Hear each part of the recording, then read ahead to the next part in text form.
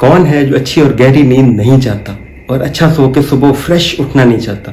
तो इसके लिए स्लीप हाइजीन बड़ी इंपॉर्टेंट है समझनी। स्लीप हाइजीन हमारी नींद को अच्छा करने में इंपॉर्टेंट रोल प्ले करती है। अब स्लीप हाइजीन है क्या? ये कुछ ऐसी चीज़ें हैं, ऐसी आदतें हैं जो अगर हम उनका ख्याल रखें तो हमारी नींद अच्छी होगी, गहरी होगी, उसमें प्रॉपर रिपेयर हो पाएगी, जहन फ्रेश होगा, सुबह जब हम उठेंगे तो हम एक्टिव, चुस्त और अच्छा फील कर रहे होंगे, फ्रेश हेल्दी फील कर रहे होंगे, थकन नहीं होगी।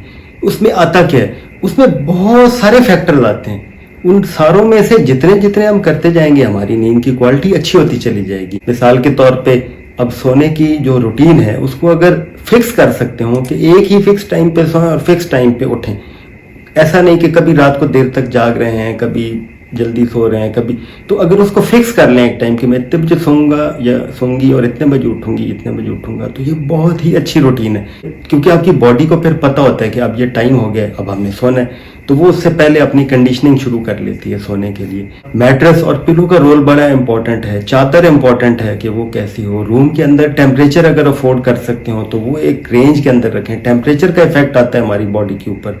फिर उस कमरे में लाइट्स का कोई ऐसा तो नहीं है कि लाइट्स ऑन हो या रोशनी आ रही हो जिससे नींद खराब हो रही हो। अंधेरे में नींद अच्छी आती है, उसमें कोई ऐसा शोर या आवाज़ें या वो ना आती हो कि जिससे आपकी नींद खराब होती हो।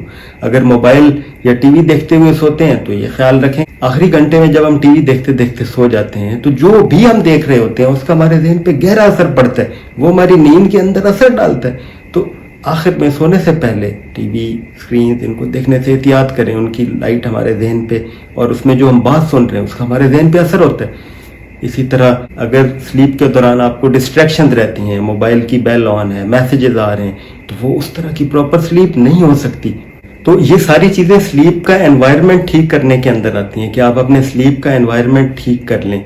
और खाना हैवी खा के फ़ौरन सो गए तो आपकी नींद डिस्टर्ब रहेगी क्योंकि आपका मैदा वो फुल भरा हुआ होगा, आंतें काम कर रही होंगी, सही तरह सो नहीं पाएंगे। तो आखिरी खाना सोने से कुछ घंटे पहले खाना होता है। तो ऐसा नहीं है कि लेट देर से खाना खाया और ज़ाहिर है फिर फ़ौरन सो गए, तो वो नींद ख़राब ही रहनी है, वो नींद ठीक हो ही नहीं सकती क्योंकि वो नेचर के डिज़ाइन में ही नहीं है हैवी खाना खा के नींद अच्छी हो पाना। तो अगर आपका क्लेम है या किसी का क्लेम है कि हो जाती है तो नेचर के डिज़ाइन में ऐसा नहीं। इसी तरह चाय या कॉफ़ी पी के सोएंगे तो उस तरह से नींद वो होने नहीं देगी, वो आपको अफेक्ट करेगी, सुबह थके थके उठेंगे। तो ये और इस तरह की और बहुत सी चीज़ें आती हैं स्लीप हाइजीन के अंदर।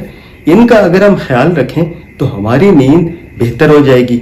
जब हम सोएंगे अच्छा तो हम दिन में अच्छा रहेंगे, अच्छा जागेंगे, अच्छा काम करेंगे, हेल्दी, बेहतर और खुश फील करेंगे।